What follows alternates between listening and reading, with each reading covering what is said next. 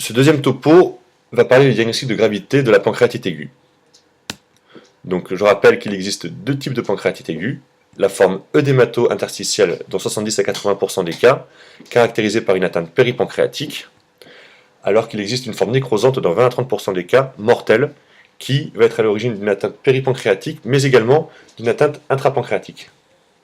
Le diagnostic de gravité à l'imagerie se fera par un scanner abdominopelvien sans et avec injection de produit de contraste, réalisé à 48 heures, afin que les anomalies morphologiques se constituent.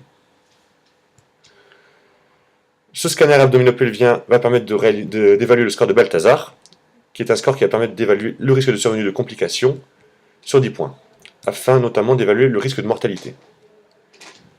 D'une part, il va évaluer l'atteinte péripancréatique sans injection de produit de contraste sur 4 points, et d'autre part, la nécrose pancréatique avec injection de produit de contraste sur 6 points.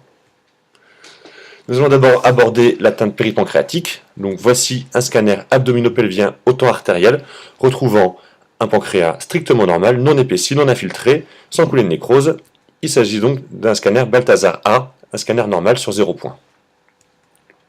Ici, nous retrouvons un scanner abdominopelvien au temps portal où l'on retrouve une glande pancréatique épaissie qui ne retrouve pas de coulée de nécrose. Et ici, on retrouve un autre scanner abdominopelvien au temps portal où le pancréas apparaît épaissi. Il s'agit donc d'un score de Balthazar B sur 1 point. Ici, nous retrouvons sur ce scanner abdominopelvien injecté une importante infiltration péripancréatique sur un pancréas épaissi, sans couler de nécrose. On a donc évalué ce score Balthazar C sur 2 points. Ici, sur ce scanner, ce que l'on remarque, c'est la présence d'une infiltration liquidienne non collectée péripancréatique dans la gouttière pariétocolique gauche. Ici, également une infiltration liquidienne autour du rein à gauche. Il s'agit donc de coulée de nécrose, c'est un score Balthazar D. Ici, on retrouve ces mêmes infiltrations liquidiennes péripancréatiques. On en retrouve ici dans l'arrière-cavité des épiplombs, ici en périrénal droit. Il y a donc plus de 2 coulées de nécrose. Et de même, sur ce scanner abdominopelvien injecté, on retrouve une infiltration liquidienne hypodense non collectée en périrénal gauche et en périrénal droit. Il y a donc 2 coulées de nécrose au plus, c'est un Balthazar E sur 4 points. Pareil, ici cette infiltration liquidienne en rapport avec une coulée de nécrose présente d'importantes bulles d'air à l'intérieur de la coulée de nécrose. Il s'agit donc d'une surinfection de coulée de nécrose par germe anaérobie, c'est un Balthazar E sur 4 points. Maintenant que nous avons évalué l'atteinte péripancréatique, nous allons voir la nécrose pancréatique. Donc je rappelle que la nécrose pancréatique correspond à la mort cellulaire des zones du pancréas. Et donc l'injection de produit de contraste nous permettra de mettre en évidence ces zones de nécrose par des zones sans prise de contraste, contrairement au pancréas normal qui va se rehausser.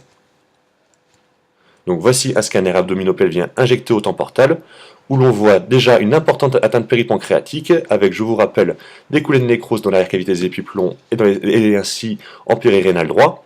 On voit donc sur le pancréas des zones de pancréas qui ne se rehaussent absolument pas. Il s'agit de zones de nécrose pancréatique de l'isthme et de la queue du pancréas, alors que la tête du pancréas va se rehausser de façon normale.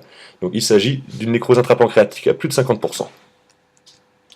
Ici, ce scanner abdominopelvien va montrer la même chose, c'est-à-dire une importante atteinte péripancréatique en rapport avec de la coulée de nécrose dans l'espace périrénal gauche, avec la tête du pancréas se rehaussant normalement, mais si on regarde la queue du pancréas, on va voir une absence de rehaussement en rapport avec de la nécrose intrapancréatique.